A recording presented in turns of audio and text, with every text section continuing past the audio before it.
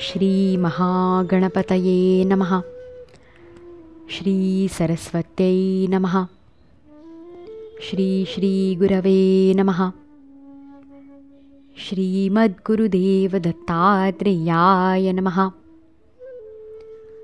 ओम नमो भगवते वासुदेवाय. श्रीमद्भागवत महापुराण दशमस्कंध अथ दशमोऽध्यायः. यमलार्जुनांचा उद्धार. राजाने विचारले, भगवन, आपण मला हे सांगा की नलकूबर आणि मणिग्रीव यांना शाप का मिळाला? त्यांनी असे कोणते निंद्यकर्म केले होते की ज्यामुळे देवर्षींनाही क्रोध आला होता? श्री शुकाचार्य म्हणाले, नलकूबर आणि मणिग्रीव हे दोघे कुबेराचे पुत्र होते. ते रुद्राचे गण असूनही त्यांचा गर्व वाढतच गेला. एके दिवशी ते दोघेजण मंदाकिनी नदीच्या तटावर कैलास पर्वताच्या रमणीय उपवनामध्ये वारुणी मदिरा पिऊन मदोन्मत्त झाले होते. नशेमुळे त्यांचे डोळे भिरभिरत होते.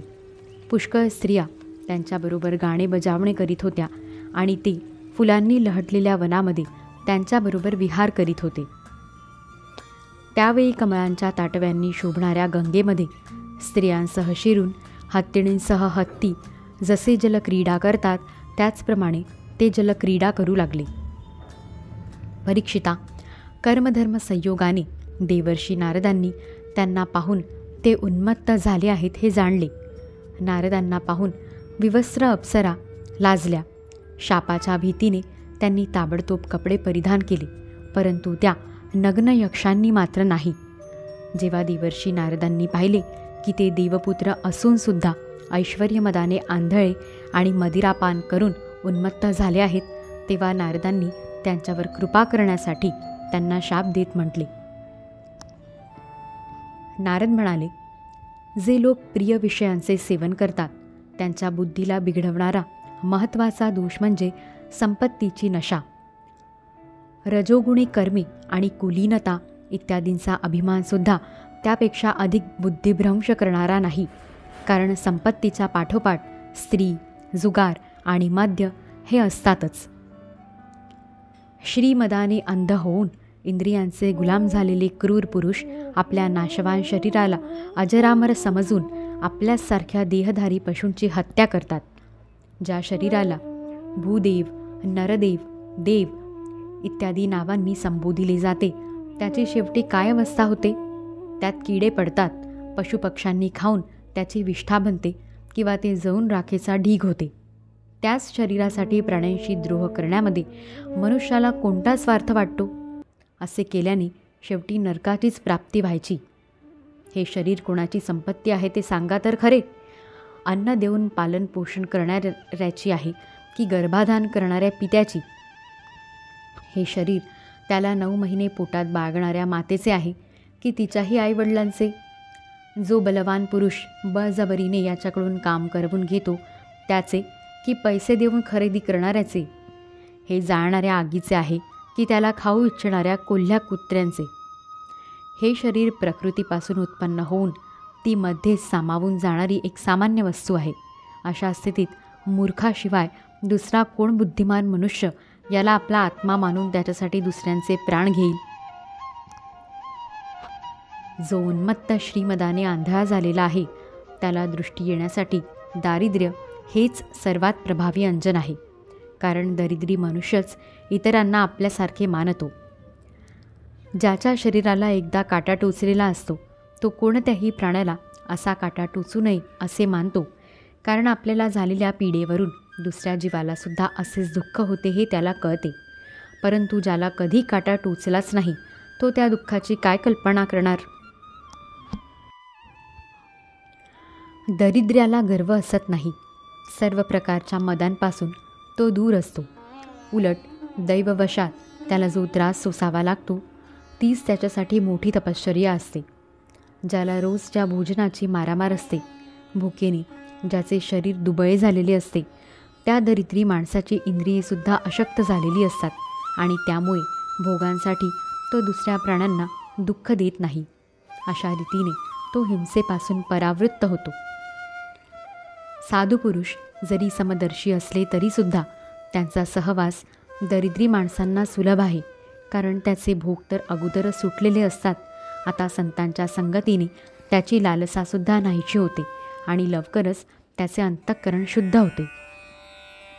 ज्या महात्म्यांच्या चित्तांमध्ये सर्वांबद्दल समभाव आहे, जे फक्त भगवंतांच्या चरणीच लीन असतात, त्यांना दुर्गुणांची खाण असणाऱ्या आणि धनाच्या मदाने उन्मत्त झालेल्या दुष्टांशी काय कर्तव्य आहे?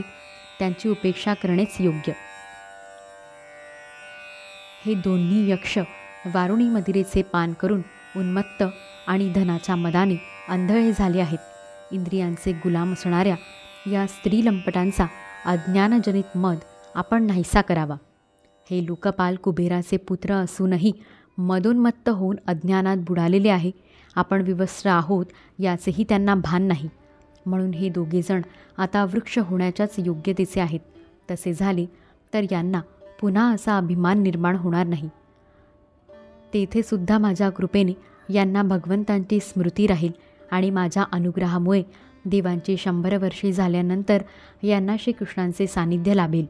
मग पुन्हा भगवंतांच्या चरणांविषयी प्रेम उत्पन्न होऊन ते आपल्या लोकी निघून जातील. श्री शुक म्हणतात, असे म्हणून देवर्षी नारद नारायणांच्या आश्रमाकडे निघून गेले.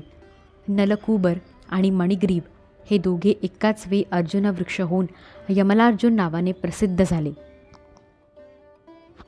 आपल्या परमभक्त देवर्षी नारदांचे वचन सत्य करण्यासाठी श्रीकृष्ण हळूहळू उख ओढीत जेथे यमलार्जुन वृक्ष होते तिकडे जाऊ लागले. भगवंतांनी विचार केला की देवर्षी नारद मला अत्यंत प्रिय आहेत आणि हे दोघेजणसुद्धा माझा भक्त कुबेर याचे पुत्र आहेत. म्हणून महात्मा नारद जे म्हणाले ते मी तसेच सत्य करीन. असा विचार करून श्रीकृष्ण दोन्ही वृक्षांच्या मधून निघाले.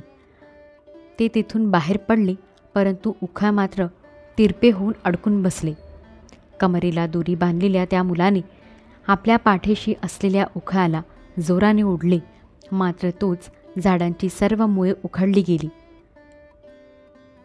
सर्व बलविक्रमाचे केंद्र जे भगवान, त्यांचा थोडासा धक्का लागताच झाडांच्या फांद्या, खोडे, डहाळ्या आणि पाने यांचा थरकाप होऊन दोन्ही वृक्ष जोराने कडकडाट करीत जमिनीवर कोसळले. त्या दोन्ही वृक्षांमधून अग्निप्रमाणे तेजस्वी असे 2 सिद्ध पुरुष बाहेर पडले. त्यांच्या चमकणाऱ्या कांतीने दिशा उजळून निघाल्या. त्यांनी सर्व लोकांचे स्वामी भगवान श्रीकृष्णांच्या जवळ येऊन त्यांच्या चरणांवर डोके टेकवून नमस्कार केला आणि हात जोडून शुद्ध हृदयाने ते त्यांची स्तुती करू लागले.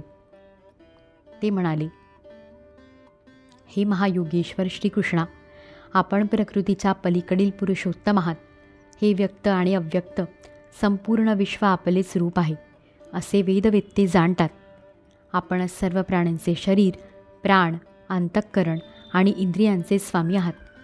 आपणच सर्व शक्तिमान काल, सर्व व्यापक तसेच अविनाशी ईश्वर आहात. आपणच महत्त्व आणि सत्वगुण, रजोगुण व तमोगुणरूप सूक्ष्म प्रकृती आहात. आपणच समस्त स्थूल आणि सूक्ष्म शरीरांची कर्मे, भाव, धर्म आणि सत्तेला जाणणारे सर्वांचे साक्षी परमात्मा आहात. वृत्तींनी ग्रहण केल्या जाणाऱ्या प्रकृतीचे गुण आणि विकारांचे द्वारा आपले ज्ञान होऊ शकत नाही. स्थूल आणि सूक्ष्म शरीराच्या आवरणाने झाकला गेलेला कोणताही मनुष्य त्यांच्याही आधीपासून असलेल्या आपल्याला जाणू शकेल. सर्व प्रपंचाच्या निर्मात्या त्या तुम्हा भगवान वासुदेवांना आम्ही नमस्कार करीत आहोत. हे प्रभो, आपल्याद्वारा प्रकाशित होणाऱ्या गुणांनीच ज्यांनी आपले महात्म्य लपवून ठेवले आहे त्या परमब्रह्म स्वरूपाला आम्ही नमस्कार करतो. आपण प्राकृत शरीर रहित आहात, तरीसुद्धा जेव्हा आपण असे असामान्य पराक्रम प्रगट करीत असता की जे शरीर धारण करणाऱ्यांना अशक्य आहेत आणि त्यांच्यामुळेच त्या शरीरांमध्ये आपला अवतार आहे हे लक्षात येते. प्रभू, ते सर्व अभिलाषा पूर्ण करणारे आपण सर्व लोकांचे लौकिक आणि अलौकिक कल्याण करण्यासाठी यावेळी आपल्या संपूर्ण शक्तीनिशी अवतीर्ण झाला आहात. हे परम कल्याण स्वरूपा, हे परममंगल स्वरूपा, आपणास नमस्कार असो. शांत, सर्वांच्या हृदयात वास करणाऱ्या यदुवंशाधिपती श्रीकृष्णांना नमस्कार असो. हे अनंता, आम्ही आपल्या दासांचे दास आहोत. देवर्षी नारदांच्या अनुग्रहामुळेच आम्हाला आपले दर्शन झाले. आपण आम्हाला जाण्याची अनुमती द्यावी. प्रभो, आमची वाणी आपल्या गुणांचे वर्णन करीत राहो. आमचे कान आपल्या कथा ऐकण्याकडे लागून राहोत. आमचे हात आपल्या सेवेत आणि मन आपल्या चरणकमलांचे स्मरण करण्यात रममाण होवो. आमचे मस्तक आपले निवासस्थान अशा जगासमोर नम्र राहो आणि आमचे नेत्र आपले प्रत्यक्ष शरीर अशा संतांचे दर्शन घेत राहोत. श्री शुक म्हणतात, त्यांनी गोकुळेश्वर श्रीकृष्णांची अशा प्रकारे स्तुती केल्यानंतर दोरीने उखाला बांधलेले भगवान हसत हसत त्यांना म्हणाले. श्री भगवान म्हणाले, तुम्ही मदाने आंधळे झाला होतात. अगोदरपासूनच मला हे माहीत होते की परमकारुणिक देवर्षी नारदांनी शाप देऊन तुमचे ऐश्वर्य नष्ट केले आणि हीच तुमच्यावर कृपा केली. जे समदर्शी आहेत आणि ज्यांचे हृदय पूर्णपणे मला समर्पित आहे, त्या साधुपुरुषांच्या दर्शनाने संसारबंधन नाहीसे होते, जसा सूर्यदर्शनाने अंधार नाहीसा होतो. म्हणून नलकुबरा आणि मणिग्रीवा, तुम्ही माझेच अनन्य चिंतन करीत आपापल्या घरी जा. जी तुमच्यासाठी कल्याणकारी आहे, त्या तुम्हाला इष्ट असलेल्या व संसारचक्रातून सोडविणाऱ्या अनन्य भक्तीची प्राप्ती तुम्हाला झालेली आहे. श्री शुक म्हणतात, भगवान असे म्हणाले तेव्हा त्या दोघांनी त्यांना प्रदक्षिणा घातली आणि वारंवार नमस्कार केले. त्यानंतर उखाळ्याला बांधलेल्या त्यांची आज्ञा घेऊन ते उत्तर दिशेला निघून गेले. अध्याय 10 समाप्त. इति श्रीमद्भागवते महापुराणे पारमहंस्या संहिताया दशमस्कन्धे पूर्वार्धे नारदशापो नाम 10मोऽध्यायः. ऋषिकेशमेवाङ्मनःकाय जातं हरे ज्ञानतो विश्वसाक्षिन्